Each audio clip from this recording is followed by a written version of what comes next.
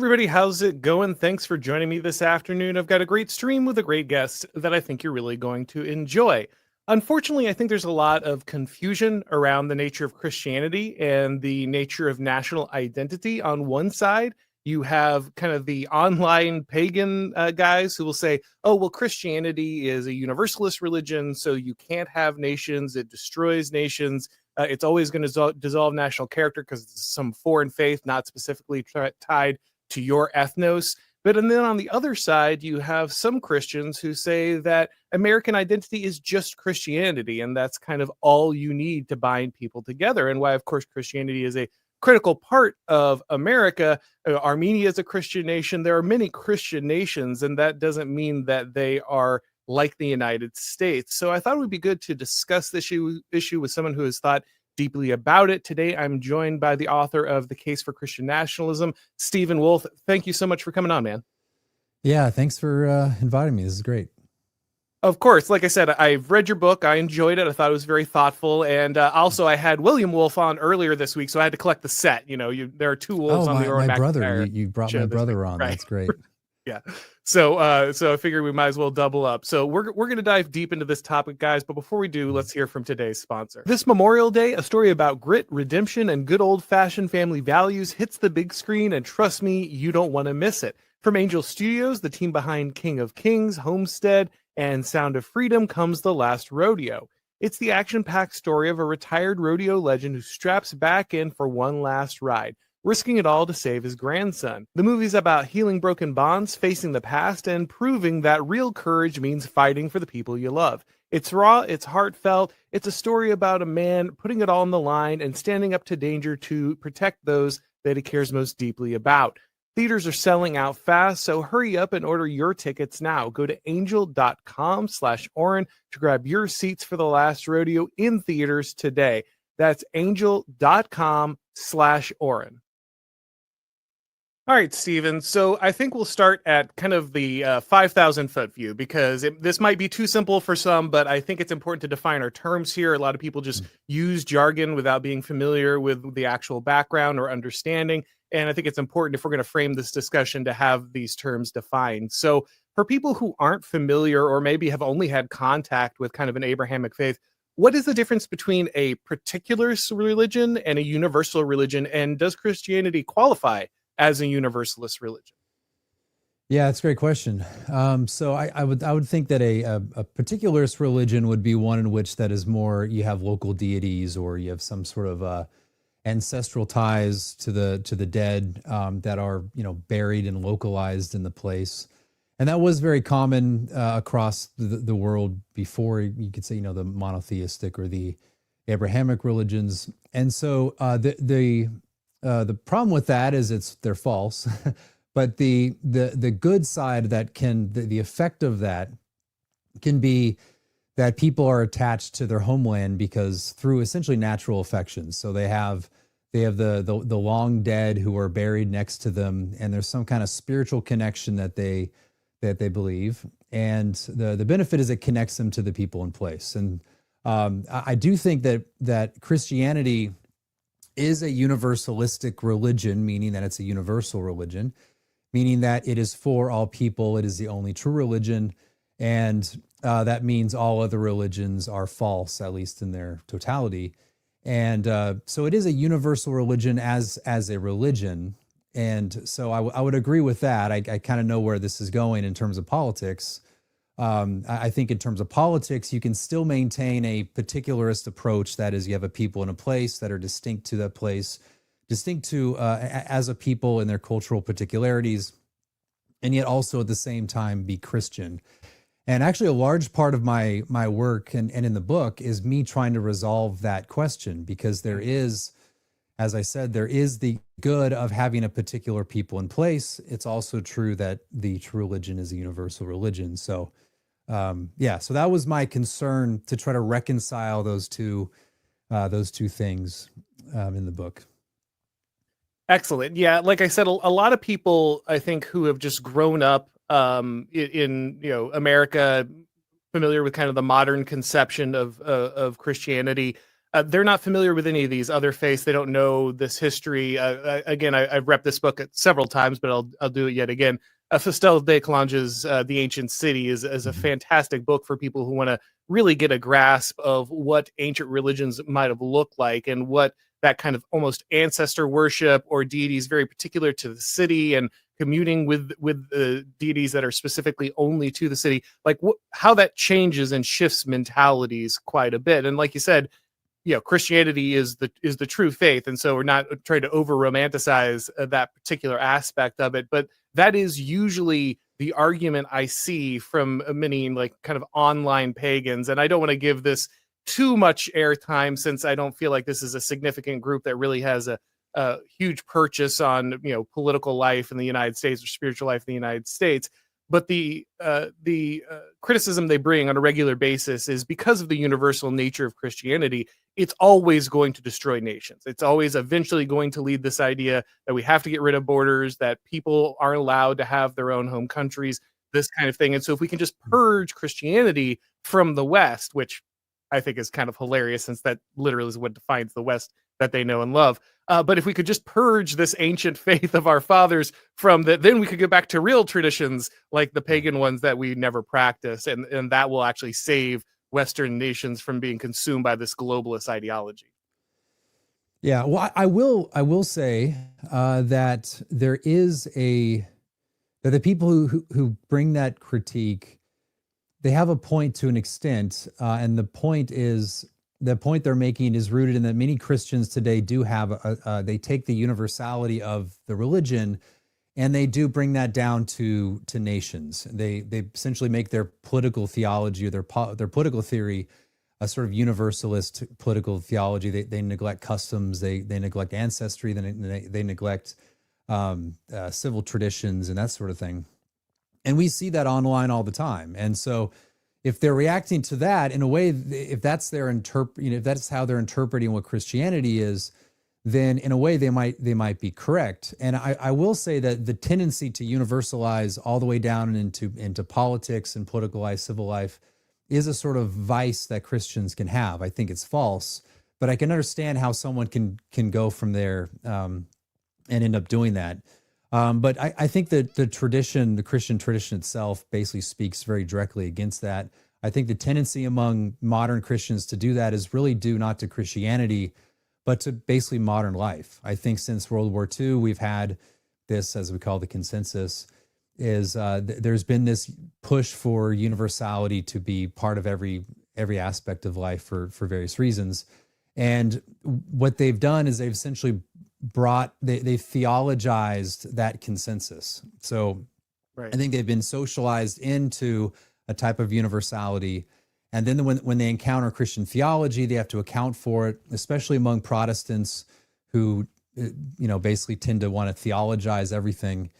And so they bring that into their own theology. And I think that's a mistake. I think it's contrary to the broad Christian tradition among many different traditions, from Roman Catholic to classical Protestant, and others. And so I think it's an error. Nevertheless, I do think, and this is one of the reasons I wrote the book and my other work, is to combat what I think is a modern error. And I think in a way it's anti-human, because I think we as humans are designed to adopt a sort of second nature. That second nature is going to be a type of ethical life that is informed by people and place and culture, heritage, traditions, parents, and there's going to be an attachment to it. And that's just a deeply human thing. And so part of what I've been arguing is that actually grace does not destroy what is fundamentally human. It does not destroy, like you accepting the gospel and becoming a Christian does not eradicate the fact that you're American or Nigerian or French or English. It doesn't eradicate that. It actually affirms that. What grace does, it perfects, it completes, and it corrects error, but it also assumes the fundamental things of our nature. And so, and that distinction of nature and grace is really central to my project. It was central to the Reformers projects, like just across the board, everyone basically affirmed that. And of course, it's solid within the Thomistic tradition as well. So that's how I get more detail on that. But that's how I think that we can account for these basic human needs that we have to belong to a place across time, and at the same time affirm a universal religion. They're perfectly reconcilable if you just give a little bit of thought. Yeah, it's always amazing to me that there are so many kind of Christian spokesman, I guess, on the moderate right or something, that they act as if real Christianity began with the Civil Rights Act or something like that. Yeah. That's actually when Christians finally realized what the Bible actually said. Once it'd been you got the hermeneutic of the Civil Rights Act, and that allowed you to finally truly understand what the Bible was telling you. And that seems like so much of what is spouted at people. Yeah, and we can get into this in a little bit if you'd like. Also, a little bit later, I have my own problems with the moniker Christian nationalism, but I'm very sympathetic to the political project itself. I obviously believe that God's word is truth, and aligning ourselves with it will bring about a better nation. And part of the fulfillment of that is reflecting it in the laws and customs of our own nation. But a lot of the problem with guys who are really going after this hard in the paint is they seem to have just lifted up kind of, I don't know, not even particularly, not even classical liberalism, but liberalism from the last 30 years, and just kind of run it through a little bit of theology. And out the other side comes this new version of Christianity that they just discovered. And thank goodness, because all these church fathers before, they just had never, they didn't knew nothing about the Bible. So I read someone like Joseph de Maistre, who himself is a Catholic, so he even believes in the universal church, but he's very clear as a very staunch Christian about how different nations will be governed differently, that they will have radically different governments because those will reflect the people, and that the people will change over time, and they may need new and different governments. And there is a correct form of government, but it is correct to each people based on their way of being, their place, their customs, these things, as opposed to just this universal system that will be impressed on everybody and that everyone joins once they recognize that your nation is actually the real instantiation of Christianity. And so I guess before I kick it over to you, my final thing is just when I look at a lot of these guys, they say, well, Christianity is the only thing that defines the United States. And again, of course, it's foundational. It's critical to what the United States is. But there are many Christian nations. And so obviously, if we're going to talk about what a nation is and avoid the errors that you've already pointed out, where people just take on this universalist bent Christianity, then we have to recognize that there are differences between Christian nations, and that America is not like the one perfect instantiation of the true will of God. It can't be the same thing. Right. I mean, we even saw this back in the Iraq War in 2003 and in the decades that followed, is that we can simply show up and establish, these principles of freedom and liberty and a political system, and that's all you need. Like inside every heart is just a modern liberal, and that's been theologized. And so, I mean, you have guys that are basically saying that the more sanctified you are, the basically more American liberal you are, and this will be true around the world. It's just a branch of the type of liberal imperialism that we've seen for a long time. And again, just theologized. But of course, that's all false. I think Protestantism is central to the American, say, the American project or American culture, American political system. But that itself is rooted in an Anglo tradition. And so this is why we often talk about Anglo-Protestantism as the foundation of our political system, of our culture, of our civic life. And that's endured for a long time, but that is very particular. I mean, there's universalistic elements of that. We talk about natural rights. Natural rights being natural means they're universal. And yet that doesn't mean that everyone's going to acknowledge them or is prepared to acknowledge them. I mean, it took a long time with very particular events in, the Anglo tradition for these things to happen. Going all the way back to Magna Carta, which itself didn't just, didn't appear from the sky, what was because of very particular political situations among a people.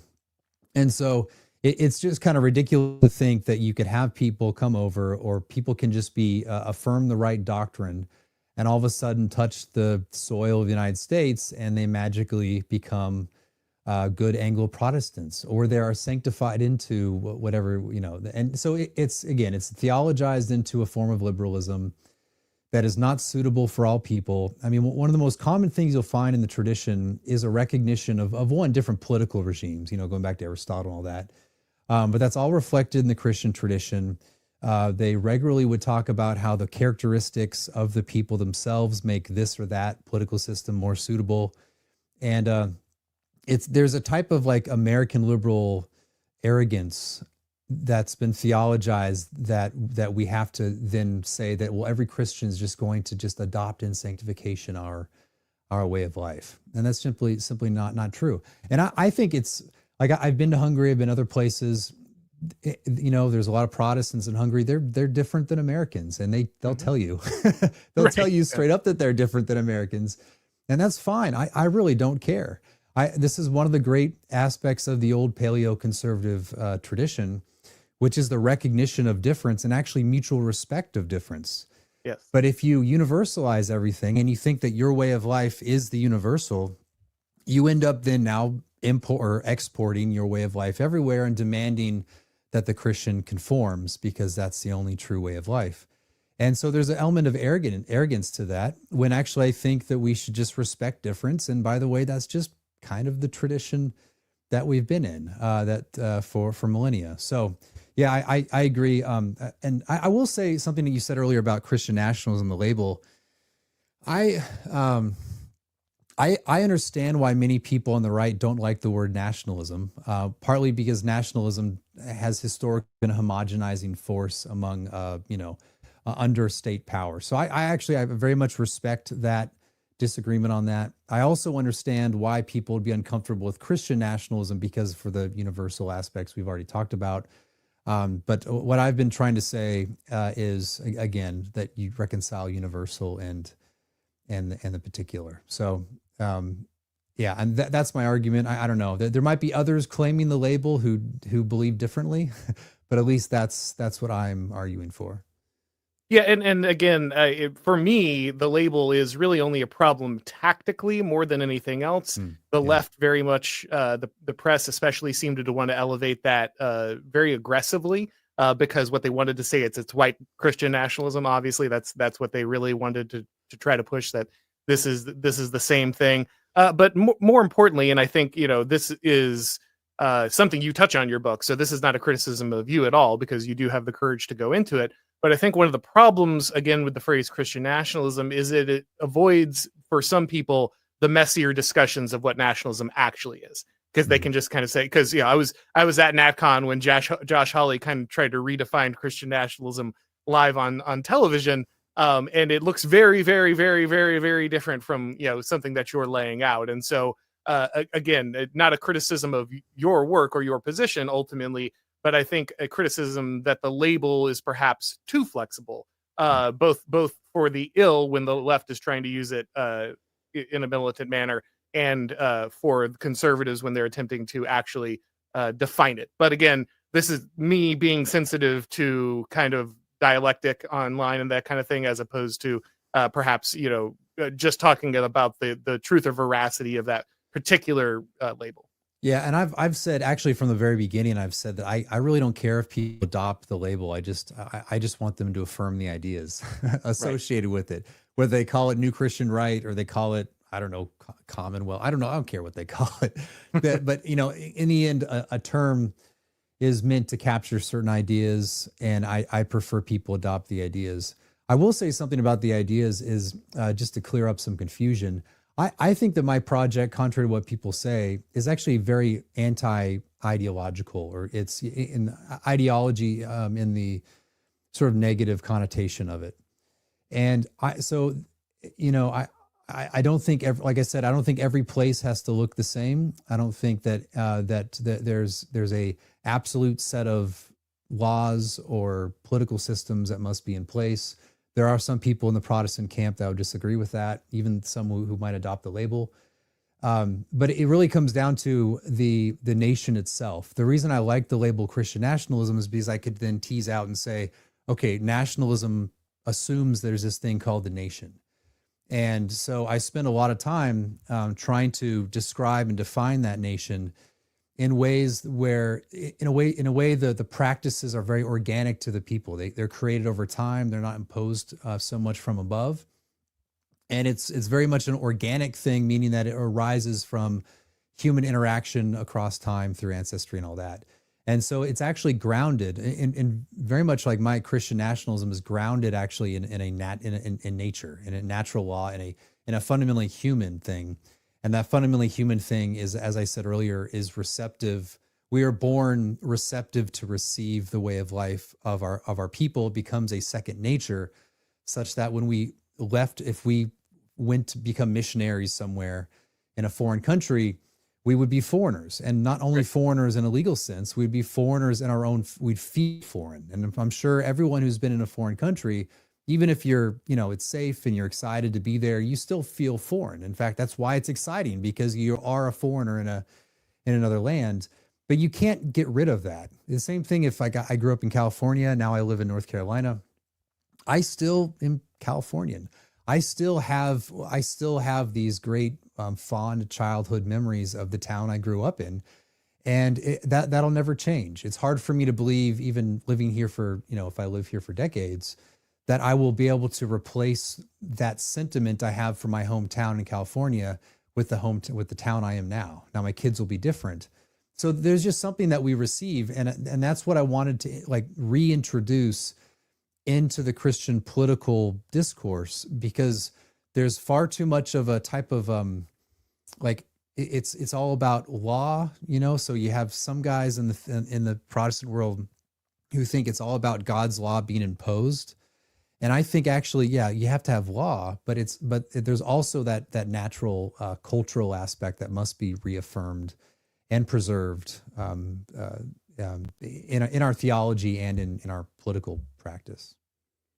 Well, I think it would probably be useful at this point to get into a deeper discussion about what a nation is. But before we do that, let's talk quickly about winning. Hey guys, if you've been watching this show for a while, then you know that around here we encourage something that conservatives usually don't do, winning. That's why it was so great to see Donald Trump's electoral victory, along with the cultural and political momentum that the right just hasn't had in a very long time.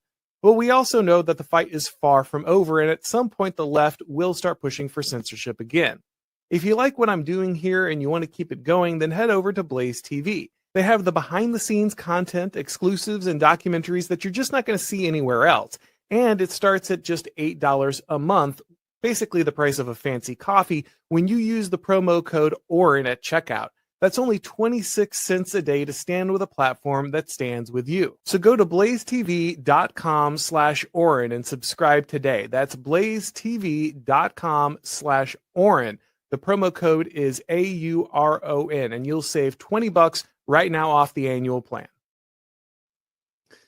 So, Stephen, one of the things that I've been trying to do is get people to be more aware of kind of the historical understanding of a nation. The current idea that we have is, well, that nations are just ideas. It's a free-floating set of principles that are inscribed somewhere in a piece of parchment, and that's ultimately what it means to be a nation, is to there's this proposition and you affirm it, and now you too are American. Or, well, this doesn't work for any other nation really, and that's not in the West. You can't do that with Japan, but for some reason there's something about Western nations that allows them to be entirely based on these abstract principles that you adopt. And what I've been trying to help people to try to grasp is that no, those ideas come from somewhere. You believe those things because you came up somewhere and were taught them, and they were part of your tradition. They're part of your family. Yes, they make sense alongside your faith. God's truth can be in those principles, but those principles will often be reflected differently in different places, even if they are themselves Christian. And so, yes, there are truths that are particular to God's truth, but there are also truths that are particular to your people, and the way that those manifest can be particular to your people. And so when you are looking at the propositions of your nation, it's not that there are no ideas behind the American founding or the founding of other nations, but that these ideas are tied to something beyond just your abstract acceptance of that thing. Yeah, I totally agree. I think that we should acknowledge that a people can have certain ideas or propositions, And that often centers on the founding. So we often go back to the founding. We have different phrases that will talk about ideas of natural rights and equality, self-government, all that sort of thing. And so I do think those matter to a people. On the idea front, though, I again would I guess repeat what I've already said, which is that those ideas were developed along a certain tradition, and we are attached to that tradition. And so we have respect for someone, maybe not everyone, but a certain respect for people like John Locke and others who have produced or developed these ideas. And of course, the tradition that Locke himself was a part of, which is also deeply Protestant. And so we're kind of part of that tradition that we respect. And I would not expect anyone who comes from outside that tradition to really respect that tradition, at least not fundamentally in their sort of being, like this sense of I ought to, that they might come to the conclusion that people are right through rationalistic reasoning, but they don't have that sense of which this is my tradition, that from which I work out my ideas. And so I do think, yeah, the ideas, but when I think of what a nation is, I think of it in terms of there's a connection of people to the place. And this spans across time. So it's intergenerational. It means, and this means that in a way, it's like I often speak of like an old family farm or an old family house. There's a connection you have to that place, to that house or that land or the backyard or whatever it is, not only because you were there, but because your grandparents lived there. And perhaps you don't own it, it's sold to someone else, but every time you drive past that house, you look over and you have this sort of fondness for that place. And it might not be an exceptional house, it might be barely standing, but you still have this sense of this connection to that place. And you'd feel sad if that house burned down or was bulldozed or went away, whereas you would not feel that for some random house, a few blocks over. And so I think you can expand that out to your town, to your county, to your state, to your nation. And you have these different points in time that connect you to that. So people have their grandparents fought in World War II. My grandparents did, one grandparent did at least. I have connections going back to the Mayflower. And so you have these historical moments that your ancestors participated in, which means that it's more than just facts and figures and history and dates you read in a book. You're actually connected to the very people from which you sprung, and you have a natural affection for those people. And I think this is true for any nation. Many nations are much older than ours, and they can trace their history a lot farther than we can in this place.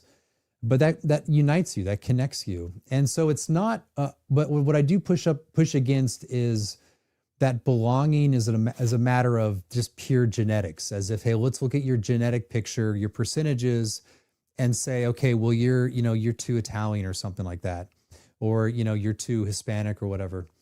I think it's actually far more a matter of your experience in the world, that kind of communicates who your people are and who are not your people. So when I lived in California, the town I was in had a large Hispanic population. And since I didn't have any sort of ideas of race or anything like that back then, I would be friends with Hispanics who were just like me, watch the same shows, play basketball during recess. Basically the same in terms of culture, except they'd have 50 cousins and I'd have maybe 8. That's the only kind of difference we'd have. And we'd be perfect friends without any sort of barrier. So in our own experience, we were one. We were actually together in this place, in this nation, despite having different origin or different ancestry going back. But there was a clear distinction between those guys and Hispanics who had been there maybe their first generation. They would dress different, not speak English very well, often have a sort of chip on their shoulder, very, very strange. But there was a difference. And so this is how I think, just from observation and experience, you could say, actually, you can have a oneness, a sort of togetherness in a nation that's not so much a genetic type of, like a quantifiable genetic marker of inclusion, but actually one that's far more based in experience. And this is why you can have people who are very German or very Irish or very English in this country. You can have Hispanics, the same as I said before. And that I think makes a people. But I do want to emphasize, though, that ancestry does matter. But it matters because that means you are united with them in the nation's key events, or even the mundane events of that nation. So it's across time. But in a way, what unites me to Hispanics who have been here a long time is the fact that their ancestors have been here a long time as well, which means that my ancestors likely interacted or in some way was together on a collective project with them. And so that unites us. So I think that's a far more non-ideological, non-abstract way of understanding who the people are and who not your people. Now, that's not like a geometric sort of determination of who's in and who's out, but but not everything can be measured or determined geometrically. So it makes things difficult. And nevertheless, that's how I understand nation: connected to ancestry, connected to culture, connected to basic similarities of a way of life that unites you across time and in the present. So hopefully that made some sense. I think it's better than an abstract ideological, like, let's just do purely racial lines. If you're white, you're in. If you're white, you're out. But I think that just violates basic experience. Right. That if people reflect on that, they'd realize that actually there are people who are not, 100% white and yet have a type of unity with you in the same place, in the same project. So. Yeah, Jonathan Peugeot is good on this. He talks about how one of the problems with modernity is the desire to just draw hard boundaries on everything and not leave enough play in the joints.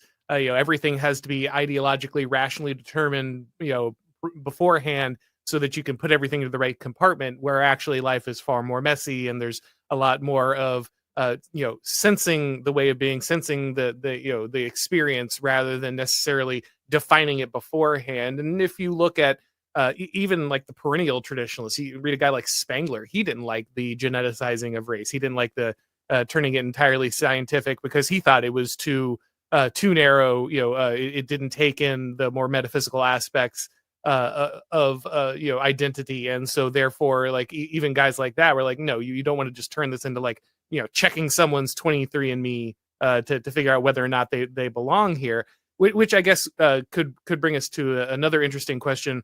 Obviously, nationalism and nations are themselves kind of tricky questions because the terms change so much. So, for instance, people will talk about nations, and I think when in the Bible they're thinking about like an ethnos, as where today people think nation and they actually literally just think the state. The state and the nation are the same thing. They don't have an idea of these things being separate. And then there are, of course, nationalistic movements in many countries which destroyed the individual ethnos of different areas, different cultures inside what became the unified state. So I don't know if there's a specific question in there, but just an observation about the changing use of the word nation and nationalism can make it very difficult for people to grasp like what level of identity you're trying to discuss when you address nationalism.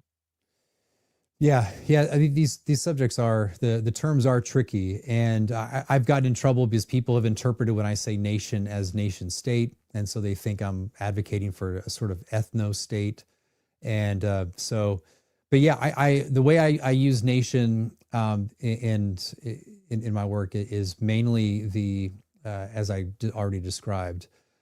But it also is the case that when you attach it, when you talk about nationalism, there has been that historically that homogenizing force. You certainly see it. You saw it in France over a few centuries, and so that's absolutely the case that occurred. And so again, I understand that critique and that concern. I guess I'm thinking in terms of the American context, where I actually think American nationalism. And, I'm curious what you think about this. I think American nationalism has actually been able to preserve a lot of regional difference. Very large country, and yet, my experience in the Army is interesting my experience at this point, where you have people from all over the country in this little place in New York, and what's interesting is that we were, different from different parts, but I had good friends who were from Georgia and New York and California. And what it made realize is that, yeah, like we can make fun of each other. I can make fun of the Southerner. I can make fun of the New Yorker. They can all make fun of me as a Californian. And yet at the same time, we're still kind of the same. Like we're still Americans. We can tease each other in the way that men do, in a friendly way. And he goes back to Georgia, and he remains Georgian, and the New Yorker remains a New Yorker. So I think that in the United States, our nationalism has been able to reconcile that regional difference with a nationalist sentiment. And as someone who's lived in a lot of many places in the country, being in the Army, you could go up to New Jersey and go out in the country and see flags waving. I've been in cigar bars out in these small towns in New Jersey, sit down and feel just right at home. Same thing is true down in Louisiana, where I lived for a while. There is a type of common sentiment among Americans, particularly conservative Americans, and yet still different accents, different food, different culture, sometimes different music that we've been able to retain. So I mean, the point being is that like I'm thinking of this kind of American form of nationalism, where there is national sentiment and yet also maintaining regional difference. So I'm curious actually what you think about that. I think that has definitely been true in the past. And, Doug Wilson used this example recently when he was on, but I do agree with it. He said, I go to the UK, I'm a Yankee. You call me a Yankee here, you're going to get hit, like there's a, there's a recognition that yes, America is at some level a people, to where if you go somewhere else, they know you're American. Nobody needs to explain it to them. They know the mannerisms, they know the attitude, they understand the overall. However, once you start breaking down what is America, you find that actually there are many other identities inside of America. And this is, of course, true, again, of other nations, the Catalonians in Spain, these things, they're very, very different identities, even though they're subsumed into this like larger identity, though Catalonia is not the best example for subsuming itself. But the point being is, when we look at the American nation, it was certainly a scenario where people understood themselves as residents of their states first. This is very hard for, I taught high school, and trying to explain to students that like, no, General Lee decided that he had to be a Virginian before he was an American. And that just makes no sense to them. Like that does not have any resonance with them, because they've been taught that actually, no, America is just a bunch of widgets and you just pick them up and drop them wherever and it's no big deal. And so I think probably prior to the Civil War, it was definitely true that America was able to preserve a high degree of particularity and regionality. And I think that's also why the Republican form of government worked much better at that time, because we had a true understanding of localism.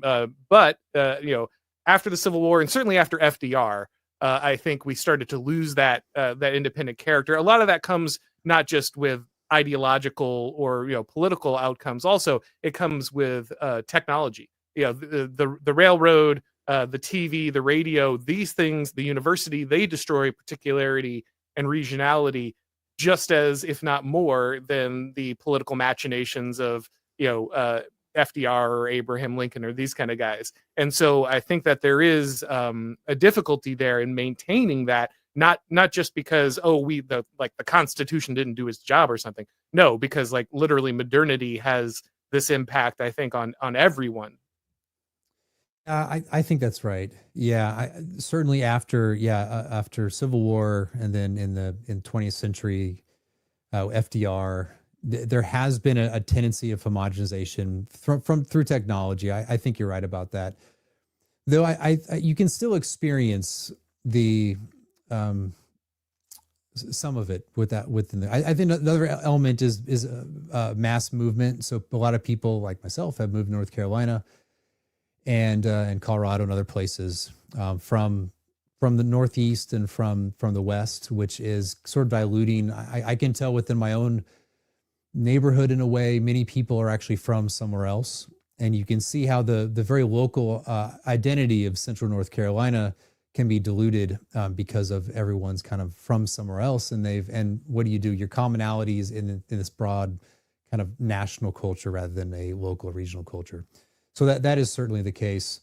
I don't know how to fix all that, but at least within my realm, which is kind of the realm of ideas, what I've tried to emphasize to people is that we do need to actually restore a sense of similarity and togetherness along cultural lines, and those are worth preserving. We're basically under assault from mass migration, from the things you mentioned already, to lose our various regional, local, and even national identity. There's no demand for assimilation for newcomers. That it's just it's a matter of GDP and economic growth. That's all anyone ever cares about, because after all, we are just an economic zone, and all those things need to be reasserted. And so within my little world of, I guess, of the new right, I've tried to emphasize among Christians, actually, you do not need to adopt, I guess to go full circle here, we do not need to adopt this universalistic theology that comes to impact politics and essentially like conform ourselves. We do not need to conform ourselves to the spirit of the age. And the spirit of the age is to universalize everything into this sort of bare humanity. But actually to love your neighbor is actually to seek the sort of community that is sufficiently homogenous in culture where we can understand each other, have common social expectations, common traditions, that we can actually correct one another because we have a common basis of values and morals. And we're not just atomized individuals kind of floating out in this social sea, but we're actually people united with one another in a common way of life. And that's good. We need that. That's what we are. That's how God created us. And that all of that is under assault. So yeah, anyway, that's what, yeah, it's hard to know like where to go forward given the various significant changes in our country, but we at least at first have to get our ideas right. And I think there's a lot of like damaging ideas that many evangelicals and Christians have adopted. So, Stephen, are you telling me that there's a middle ground between, complete white ethno state and recognizing that nations are different and peoples are different, and it's okay to have differences, and you can find the things that you share and bond over them without like completely obliterating the like particular aspects of those cultures and those peoples? Yeah, absolutely. But again, it's anti. This is not me trying to be a sort of nuanced bro who's trying to get away from a type of white nationalism or white ethno state. As I reflect upon experience, and I won't repeat it all, but you've heard it already, I just can't see how these people who have different ancestry than me, who are basically me, for the most part, are to be excluded in the future.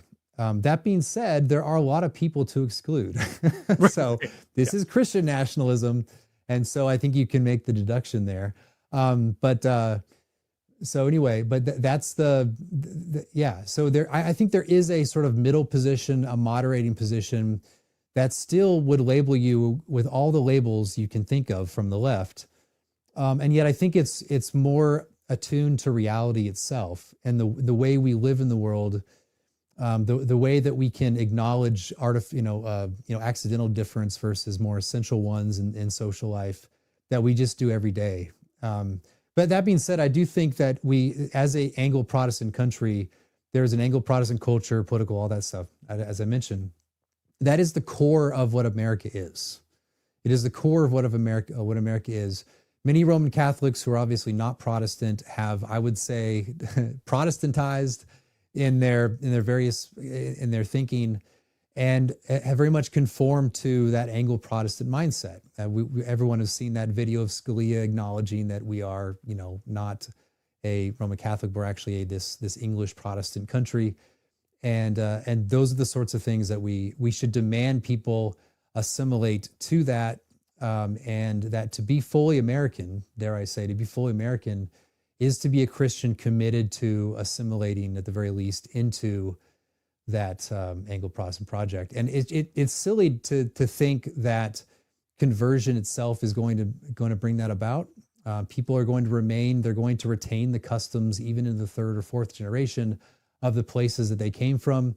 It takes a concerted effort in order to conform to the place around you. I have tried as a Californian in the South to become more Southerner. I will never be a Southerner just because it's impossible for someone do something like that. But I hope that my children and grandchildren identify as Southerners and have that culture. So, yeah, that's Well, if you're one of the that's good where ones, we won't run you out. I try to be the good one. I try to be one of the good ones. We keep some of the good ones. But yeah, I think that's critical. And look, I've said the same thing from a different angle. I always use Samuel Huntington and Who Are We, because I feel like he's a pretty moderate and well-respected guy who wrote a relatively gutsy book on American identity. And he came to the same conclusion you have. Look, we're an Anglo-Protestant country, and that's what people have to assimilate to. If you don't have a unified overculture, then there is no such thing as assimilation. You just have this multicultural chaos. And so in order to assimilate, you have to identify it. You can't just say, oh, well, whatever Americanism happens to be. No, it is this Anglo-Protestant understanding. And that doesn't mean you have to come here as an Anglo or a Protestant, though you should become a Protestant. But when you're here, you do have to conform to those norms. And he points out Catholic and Jewish communities that have become much more Anglo-Protestant in their nature, even though they retain some of these classic understandings from their older life. And the big thing you've pointed to several times, and this is something I want conservatives to grasp too, assimilation is generational. Yeah. Okay. And really, if I had the magic wand tomorrow, no one would receive the franchise until their family has been here 3 or 4 generations. And that's it. Like that's a very simple fix that allows the time to heal. People don't immediately get the benefits. They don't immediately get the say. You need to invest in this country. Your children need to invest in this country. Your grandchildren need to invest in this country. And once you've done that, you've lived in this place. You have been a part of this culture. You have assimilated to this. Then your great great grandchildren might have the benefit of your actions. And that's really, I think, what brings true assimilation. And I think if we completely close the borders, got rid of as many illegal immigrants as we could, then we have the opportunity to then create that environment where there's the chance for true assimilation over generations, because we're not just continually adding to this flood of multiculturalism that never actually conforms to that ideal that is going to be the American culture. Yeah, and I would say to conservatives have largely, probably through the influence of Fox News and other means and talk radio, have adopted the universalistic mindset that the American way of life is simply the true, good, and beautiful only way of life. And they think, well, you show up and suddenly you adopt it, or they have this sense that actually this country is supposed to be multicultural, multi-ethnic. It's not actually tied to a certain ethnos. It's not tied to a particular tradition that developed. I would just encourage, to use evangelical speak, I would encourage the conservatives to treat the American culture as something that is largely particular, that is actually largely an outgrowth of a tradition that people are not going to readily adopt simply by stepping foot in the country. That it is something that is particular. People have to come into. It's not the affirmation of certain ideas. It is actually making your way of life, your being in the world as an American. And so that has to be emphasized. It has to be understood as a particular way of life. It's not simply universal. It's not even just yours. It's the core of what makes the country distinct and different from other countries. And if we're going to retain that difference, if we're going to retain the sort of mentality and the way of life that has been here for generations and has generally worked out for people, then you have to retain that. And the fact is, like, when people come from countries that what we would say are socialistic in form, in a way, if it's a country that has high fraud, if it's countries that have all the sorts of things that we do not want in this country, we have to keep in mind that most likely those people who come here are going to retain many of those sentiments as well. And that is one reason why a lot of immigrants, there's many reasons, but one reason why a lot of immigrants vote for the Democratic Party, which wants to push more socialistic programs. Also, there's ethnic loyalties, and the Democratic Party certainly plays into ethnic loyalties very explicitly. And so the more sort of foreigners we bring in, one, it's going to be harder to assimilate them all. And at the same time, they're going to retain the various values from which they came. So we have to keep that in mind. We're not going to bring about the sort of policies that we want within the conservative world by importing these family values immigrants. That's not going to work. When people get here, they tend to care about their material well-being. They tend to care about the economic side of things, and also what sort of benefits they can receive from the government, because after all, that's what they got at their home country. And so that's going to continue unless there's assimilation into the spirit of self-government, self-reliance, a sort of American individualism, and that won't happen under mass immigration. So I agree with what you said before. Yeah, there has to be remigration and the adopting a confident Anglo-Protestant ethos that will then demand those around you to essentially conform to the way of life of Americas. Agreed. All right. Well, we're going to go ahead and wrap this one up today, but it's been a pleasure talking to you, Stephen. If people want to find your work, where can they find it? Let's see. Well, so the book, Case for Christian Nationalism, that's kind of the book. I'm on Twitter. You can find me on Twitter, Stephen Wolfe. Find me on there. And yeah, we've written other things too, but those are the main two places. Sorry, guys, I should have said earlier, I'll put it in the chat as well. This one is pre-taped, so we won't be able to go over your super chats today. So if you do want to send one out, I appreciate it, but won't be able to answer it live, obviously, today. But thank you so much. Thank you, Stephen, for coming on. And of course, if it's your first time here, make sure you subscribe to the YouTube channel. Click the bell and notifications so that you know when we're going live. If you'd like to get these broadcasts as podcasts, you need to subscribe to the Auron MacIntyre Show on your favorite podcast platform. When you do leave a rating or a review, it really helps with the algorithm. And of course, if you would like to support the show, you can head over to shop@blazemedia.com and pick up some merch. Just click on the Auron MacIntyre collection. Thank you, everybody, for watching. And as always, I'll talk to you next time.